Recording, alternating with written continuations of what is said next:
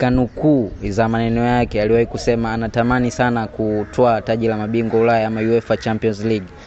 Tarehe 12 ya mwezi wa pili mwaka 2001 katika mji wa Tbilisi nchini Georgia alizaliwa mwamba kabisa Khvicha Kvaratskhelia, na career yake ya football ilianza katika klabu ya Dynamo Tbilisi, klabu ya vijana kuanzia mwaka 2012 mpaka mwaka 2016, na baadaye kuweza kujiunga na klabu ya wakubwa ya Dynamo Toboliam kuanzia mwaka 2016 mpaka mwaka 2022, na hapo aliweza kusajiliwa na klabu ya ACCC Napoli na kuweza kuhusika katika michezo 85 na kuchangia mabao 41.